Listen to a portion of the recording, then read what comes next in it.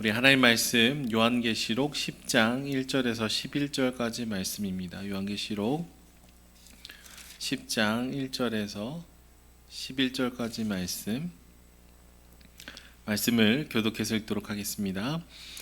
내가 또 보니 힘센 다른 천사가 구름을 입고 하늘에서 내려오는데 그 머리 위에 무지개가 있고 그 얼굴은 해 같고 그 발은 불기둥 같으며 그 손에는 펴 놓인 작은 두루마리를 들고 그 오른발은 바다를 밟고 왼발은 땅을 밟고 사자가 부르짖는 것 같이 큰 소리로 외치니 그가 외칠 때에 일곱 우레가 그 소리를 내어 말하더라. 일곱 우레가 말을 할 때에 내가 기록하려고 하다가 곧 들으니 하늘에서 소리가 나서 말하기를 일곱 우레가 말한 것을 임봉하고 기록하지 말라 하더라. 내가 본 바다와 땅을 밟고 서 있는 천사가 하늘을 향하여 오른손을 들고 세세토록 살아계신 이 곧 하늘과 그 가운데 있는 물건이며 땅과 그 가운데 있는 물건이며 바다와 그 가운데 있는 물건을 창조하신 이를 가리켜 맹세하여 이르되 지체하지 아니하리니 일곱째 천사가 소리내는 날 그의 나팔을 불려고 할 때에 하나님이 그의 종 선지자들에게 전하신 복음과 같이 하나님의 그 비밀이 이루어지리라 하더라. 하늘에서 나서 내게 들리던 음성이 또 내게 말하여 이르되 내가 가서 바다와 땅을 밟고 서 있는 천사의 손에 펴놓인 두루마리를 가지라 하기로 내가 천사에게 나아가 작은 두루마리를 달라 한즉 천사가 이르되 갖다 먹어 버리라. 내 배에는 쓰나 내 입에는 꿀같이 달리라 하거늘 내가 천사의 손에서 작은 두루마리를 갖다 먹어버리니 내 입에는 꿀같이 다나 먹은 후에 내 배에서는 쓰게 되더라. 그가 내게 말하기를 내가 많은 백성과 나라와 방언과 임금에게 다시 예언하여야 하리라 하더라. 아멘. 여러분, 우리는 몸에 좋은 약은 쓰고 우리 몸을 건강하게 만드는 운동은 고통과 괴로움을 수반한다라는 것을 잘 알고 있습니다. 하나님의 말씀인 성경 안에서도요, 우리가 은혜롭고 또 듣기 편한 말씀들도 있지만 사실 죄에 대해서 분명하게 경고하고 우상에 대해서 다루는 내용들은 우리가 듣기에는 조금 부담스러울 때도 있습니다. 하지만 하나님의 말씀이 정말로 주님의 우리에게 주신 진리라고 생각을 한다면 아무리 우리에게 좀 부담스럽고 불편하다고 할지라도 하나님의 말씀에 나를 맡기는 노력이 필요하죠. 그래야 진정한 변화가 일어나고 진정한 성장이 일어나게 됩니다. 내가 말씀을 읽는 게 아니라 말씀이 내 삶을 읽어내도록 나를 드리는 그런 것이 우리 성도의 마땅한 태도겠습니다. 오늘 말씀 본문은 여섯 번째 나팔과 일곱 번째 나팔 사이에 나오는 또 다른 환상에 대한 얘기입니다. 이것은 마치 논문을 쓸 때 어떤 중요한 내용들을 기록을 하다가 보충하기 위해서 각주를 다는 것과 비슷한 역할을 합니다. 사도 요한은 여섯 번째 나팔 이후에 또 다른 환상을 하나 보는데요. 그 내용은 어떤 큰 천사가 나오는데 구름을 입고 하늘에서 나타났다라고 얘기하고 있어요. 그리고 한쪽 발은 땅에 딛고 있고 다른 발은 바다를 밟고 있습니다. 그리고 심판에 해당하는 우레소리를 크게 선포하고 있죠. 여러분, 먼저 구약 성경에서 어떤 영역에 발을 밟고 있다라는 것은요, 그 영역을 다스린다, 이 통치의 개념을 갖고 있습니다. 그래서 천사가 한쪽에는 땅을, 한쪽에는 바다를 밟고 있다라는 것은 이 천사가 사실 모든 영역을 통치하는 권세를 갖고 있는 존재임을 예표합니다. 또 메시아이신 예수님에게만 허락이 되는 구름을 입고 있다라는 것, 그리고 심판 중에 하나님의 은혜의 약속을 의미하는 무지개가 그 머리 위에 있다라는 점, 얼굴이 해같이 빛나고 발이 불기둥같이 되어 있다라고 얘기하는 점들을 보면은요, 이 천사가 그냥 천사가 아니라 예수님의 권세를 나타내는 표현이다라고 이 구약의 언어들을 통해서 유추해 볼 수 있습니다. 예수님의 권능을 나타내는 이 신적인 존재를 환상 가운데 마주하게 되었다라는 것을 얘기하고 있는 것이죠. 특별히 불기둥이라는 이 표현은요, 이스라엘 백성들, 유대인들이 이 표현을 딱 봤을 때 출애굽의 사건들이 기억이 났을 것입니다. 구름 기둥과 불기둥을 보내주셔서 이 광야에서 정말 힘들고 고되고 아프고 어려웠던 이스라엘 백성들을 친히 인도하셨던 하나님의 임재의 상징이죠.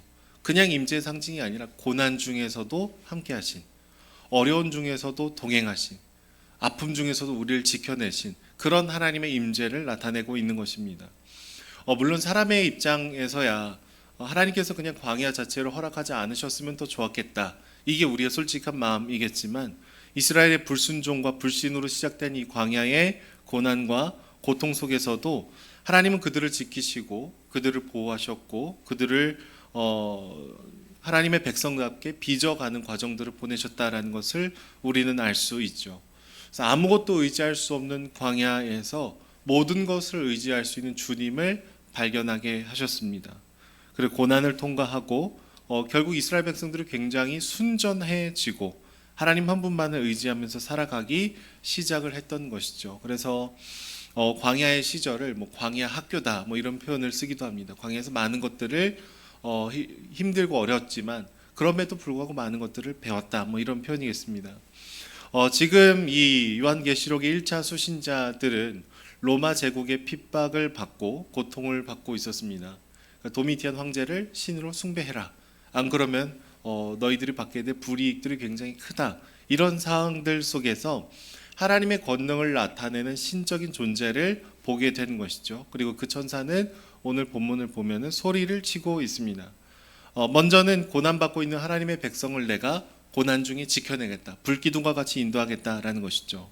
두 번째는 하나님의 백성을 끊임없이 압박하고 괴롭게 하는 자들을 우레와 같은 소리로 심판하시겠노라 라고 얘기하고 있습니다. 그런데 특별히 4절의 말씀 뒷부분을 보면은 조금 독특한 표현이 기록이 되어 있어요. 7 우레가 말한 것을 임봉하고 기록하지 말아라 라고 얘기를 하죠. 개방하지 말아라 라는 표현을 하고 있습니다. 이것은 당장의 모든 것을 이렇게 다 이룰 것이 아니라는 약간의 기다림이 필요하다라는 것을 얘기하죠. 성탄절이 되면은 우리가 막 그 아이들에게 선물을 준비할 때가 있습니다. 줄 거지만 포장할 때가 있어요. 언제죠? 그 때를 기다리기 위해서. 예수님께서 이 땅에 오신 그 날을 함께 기뻐하고 축하하고 그것을 나누기 위해서 이 성탄절에 이제 선물을 준비했지만 그것을 포장해 둡니다. 안 주기 위해서, 감추기 위해서 그런 게 아니라 적절한 때에 다시 열어주기 위함인 것이죠. 그런데 7번째 천사가 나타나서 7번째 나팔을 불 때에 복음과 같이 하나님의 비밀이 이루어질 것이다 라는 또 다시 개방하는 표현들을 그 뒤에 쓰고 있습니다. 이것은 이미와 아직을 얘기합니다. 이미 하나님의 나라의 도래, 그분의 성취가 시작이 됐으나 아직 100% 다 완성이 되지 않은 요 사이에 있습니다. 이 긴장 관계를 표현하고 있는 것이죠. 우리는 요한계시록의 시점을 딱 보면은요, 다니엘서에서 나왔던 이 예언의 언어들이 굉장히 많이 성취가 되어 가고 있다는 것을 볼 수 있습니다. 이미 시작이 됐으나 그러나 다 이루어졌냐? 다 이루어지지 않은 그 긴장 관계 안에 걸어가고 있다라는 것이죠. 그래서 사도 요한을 통해서 주님께서는 다 이해되지 않는 고통 중에서도 하나님의 손길이 여전히 우리와 함께하고 있다. 이것을 믿음의 눈으로 바라봐야 된다라는 메시지를 주고 있는 것이죠. 그리고 이 고난을 바르게 주님과 함께 잘 통과해 나가야 된다. 타협하지 말아야 된다. 이 얘기를 하고 있는 겁니다. 그런데 그날에 하나님의 비밀이 이루어질 것이다 라고 오늘 말씀 본문에 기록을 하고 있어요. 그래서 여기서 말하는 하나님의 비밀은 무엇일까요? 약간 미스테리한, 신비스러운 이라는 뜻을 갖고 있습니다. 그러니까 사람의 방법으로는 상상하거나 예측할 수 없는, 그러나 하나님의 신비로운 방법으로 주님의 일들을 이루어 가시겠다라는 것을 의미합니다. 먼저 하나님께서 예수 그리스도를 통해서 우리에게 이 영원한 생명을 주신 방법이 가장 놀라운 신비 중에 하나입니다. 그러니까 창조주이신 예수님께서 인간의 몸을 입고 이 땅에 오셨다. 그리고 우리 대신해서 십자가에서 죽으시고 부활하시고 우리에게 영원한 생명을 소유하셨고, 그 믿음을 가진 사람들은 하나님의 나라를 살아가면서 완성될 하나님의 나라를 기다리게 된다라는 것을 얘기하죠. 메시아가 죽음으로 사망을 이기시고 영원한 생명을 주신다라는 이 방식은요, 예수님의 제자들도 상상할 수 없는 것이었습니다. 그리고 그 어떤 종교를 찾아봐도 이런 방식의 승리를 취하는 종교는 없죠. 그러니까 사람이 보기에는 이해할 수 없는 신비로움에 가깝습니다. 아마 사단은 예수님께서 십자가에 달려 죽으실 때에 내가 하나님의 아들인 메시아를 죽였다라고 하면서 승리의 V자를 이렇게 보이고 있었을 거예요.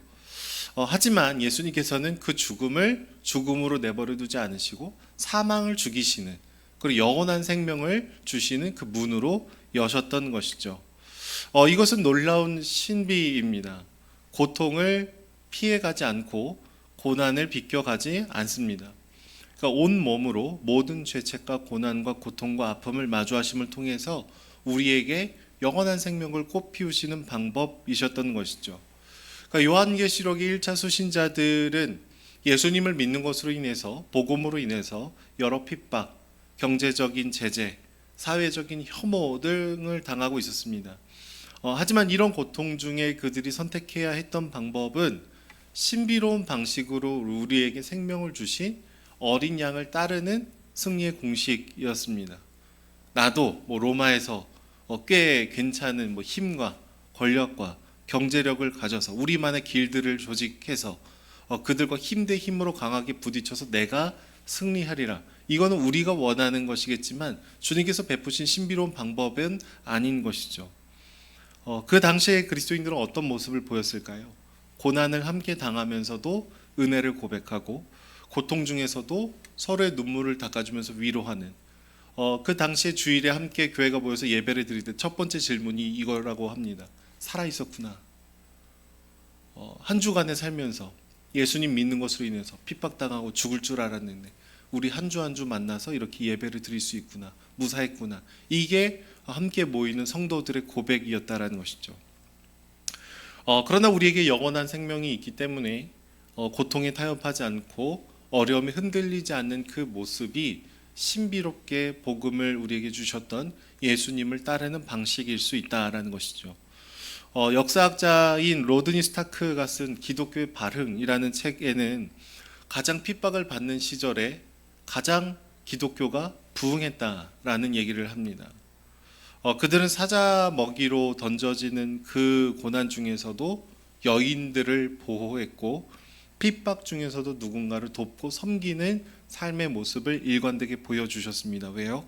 예수님께서 그렇게 하셨기 때문에. 왜요? 우리에게 영원한 생명이 있기 때문에. 하나님의 나라가 있기 때문에 이 고난과 고통이 너무나 괴롭고 힘들지만 그것을 넘어서는 무엇인가를 계속해서 그리스도인들이 보여줬다라는 거예요.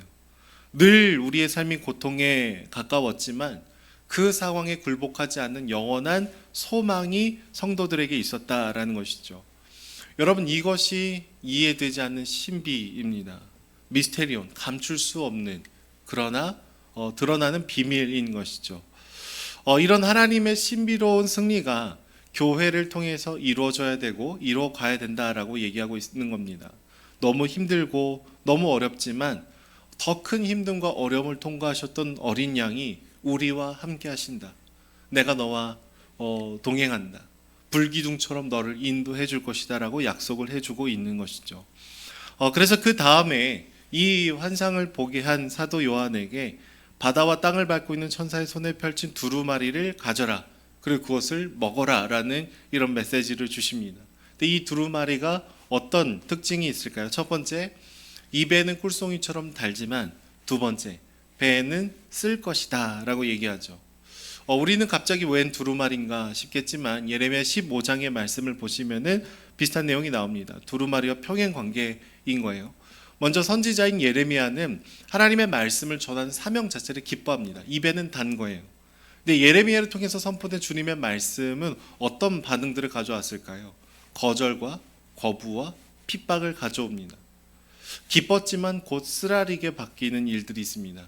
그러니까 구약에 나오는 선지자들은 늘 주님의 말씀을 기쁨으로 선포하지만 그 말씀에 대한 반응은 저항, 거부, 불순종이었습니다. 하지만 그럼에도 불구하고 선지자들은 이것을 사명으로 감당하고 기쁨으로 여기죠. 그러나 쓰라림도 항상 수반이 됩니다. 그러니까 요한을 통해서 선포하는 두루마리 말씀은 불신앙과 우상 숭배를 하는 세상에 하는 것을 경고하고 있습니다. 그리고 불신자들이 계속해서 하나님의 백성들을 괴롭히는 것에 대한 심판에 대한 메시지도 분명히 있었어요. 또 그러나 하나님께서 여전히 우리를 지키시고 보호할 것이다라는 위로도 있었겠죠. 근데 그냥 위로가 아니라 고난 중의 위로입니다. 광야를 제외한 불기둥이 아니라 광야 속의 불기둥을 얘기하고 있는 거예요. 고난을 당할 것이지만, 예수님을 믿는 것으로 인해서 저항을 받을 것이지만, 그러나 내가 너와 함께하고 너에게 소망을 주겠다. 이 얘기를 하는 것이죠. 여러분, 이 풀스토리를 들으면 우리 마음은 어떨까요? 주님, 고난은 좀 제해 주십시오. 광야는 없애 주시고 그냥 약속의 땅에서 내가 누리고 싶은 것들만 내게 좀 주십시오. 이게 우리의 마음이겠습니다. 근데 그게 아니라는 거예요. 이 땅에서 하나님의 주권을 인정하지 않고 살아가는 세상 속에서 진정한 그리스도인으로 살아갈 때에는 거절과 거부와 힘듦과 부침과 고난과 어려움이 항상 있는 숫자일 수 있다라는 것이죠. 그러니까 신실하게 하나님을 따르는, 그러나 여러 고난과 고통과 저항을 통과하는, 그러나 그럼에도 불구하고 주님께서 우리를 지키시고 인도하시기 때문에 은혜를 경험하는 그 일들을 우리가 통과해야 된다라는 것입니다. 로마 제국에 있는 성도들도 그랬겠지만 오늘날의 시대를 살아가는 우리들도 어느 정도 이 단단한 마음을 갖고 걸어가야 된다라는 것이죠. 사실 복음으로 인해서, 예수님으로 인해서 고난받고 고통받는 것이 참 힘들고 어려울 때가 있습니다. 달라스 윌라드는 잊혀진 제자도라는 책에서 이런 얘기를 해요. 그러니까 오늘날의 많은 그리스도인들은 제자는 아닌 그리스도인에 머무르고 싶어한다. 제자는 아닌 그리스도인, 뭘까요? 광야가 없는 불기둥을 의미합니다. 주님, 나를 그냥 도와주셨으면 좋겠어요. 나의 필요를 채워주셨으면 좋겠어요. 나의 기도의 요청을 들어주셨으면 좋겠어요. 그런데 당신으로 인한 고난은 없었으면 좋겠어요. 이게 우리의 영성일 수 있다는 거예요. 예수 그리스도를 믿지만 그분으로 인해서 많은 유익을 누리고 천국에 가고 그러고 싶지만 예수님께서 걸어가신 그 십자가의 길을 걷기는 싫어하는, 이게 우리의 솔직한 내면이다라는 것이죠. 사도 요한을 통해서 선포된 이 말씀이 입술에는 다나 우리 배에 쓸 수 있습니다. 그러나 여러분, 예수 그리스도를 함께 바라보기를 소망합니다. 어린 양으로 오신 그분이 우리에게 어떠한 방식으로 생명을 주셨는지를 깊이 묵상하면 하나님, 우리가 당신으로 인해서 포기해야 될 것이 많고 우리가 다른 가치를 추구해야 될 것이 참 많지만, 그러나 그것이 진정한 생명의 길인 줄로 믿습니다. 우리는 이것을 알고 고백하며 나아가야 되는 것이죠. 때로는 교회 안에서 여러 섬김과 봉사의 일들이 있지만 우리를 가장 성숙한 그리스도인으로 만드는 것은 영혼을 섬기는 일입니다. 우리 패밀리 섬김이라든지 아니면 우리 주일학교 아이들을 섬기는 일들이 가장 우리의 본성에 반하고, 그러나 가장 이 고통 중에 은혜를 경험하게 되죠. 우리가 셀 모임을 하다 보면 나랑 성향이 다른 사람 만납니다. 서로 갈등이 생길 수도 있습니다. 스타일이 다를 수도 있어요. 나는 열심히 섬겼는데 그것을 당연하게 여기는 일들도 있고, 오히려 비난받고 핍박받는 일들처럼 여겨지는 순간들도 있겠죠. 그런데 우리는 너무나 쉽게 마음이 흔들리고 너무나 쉽게 마음이 상하는 것이 아니라 한 가지를 기억해야 돼요. 주님, 광야 중에 불기둥, 구름기둥이 되어주셨지. 우리가 예수님을 진정으로 믿고 따르는 그리스도인으로 성장해 가려면 이런 근육통이 어느 정도 있어야 된다는 것을 그냥 겸허히 받아들이고 그것을 우리가 아주 자연스럽게 대하며 걸어가야 되는 것이죠. 저는 저와 여러분들이 복음으로 인한 고난을 받는 데 있어서 이것을 대하는 태도가 조금 더 성숙하게 걸어갈 수 있었으면 좋겠습니다. 사도 요한을 통해서 선포됐던 고난 중에 위로가 있다, 고난 중에 은혜가 있다, 근데 이 고난이 재해지지는 않을 것이다 라는 이 말씀이 우리에게 그냥 써서 뱉어내는 말씀이 아니라, 주님, 당신이 걸어가신 그 길이라면 우리도 그 길을 걸어가겠습니다, 그런 소망으로 나아가는 저와 여러분들이 되기를 축복합니다. 기도하겠습니다. 사랑의 주님, 감사합니다. 힘들고 어려운 중에 우리를 외면하지 않으시고 우리보다 더 큰 고통을 통과하시며 우리를 붙드시고 위로하는 주님을 다시금 바라봅니다. 하나님, 오늘 이곳에서, 이 땅에서 정말로 주님의 말씀을 붙들며 살아갈 때 하나님, 우리가 부딪히고 저항해야 되는 것들이 너무나 많은 줄로 압니다. 타협하는 길이 가장 쉽겠지만 요한계시록의 말씀을 통하여서 광야 속에 있으나 그러나 불기둥으로 인도하는 당신의 말씀을 주셨사오니 때로는 이것이 우리에게 쓰고 괴로울지라도 하나님의 말씀을 기억하고 주님의 말씀에 순종하고 순복하는 은혜가 있기를 주님 소망합니다. 진정한 그리스도인으로 이 땅에 살게 하여 주시고 하나님을 더 깊이 사랑해서 하나님 주님을 더 깊이 만나고 경험하는 저희들이 될 수 있도록 하나님 함께하여 주시옵소서. 고난 중에 더 큰 은혜를 베푸시는 하나님을 기억하게 하여 주시고 당신을 더 깊이 사랑하는 저희들이 될 수 있도록 하나님 함께하여 주시옵소서. 감사드리며 예수님의 이름으로 기도드립니다. 아멘.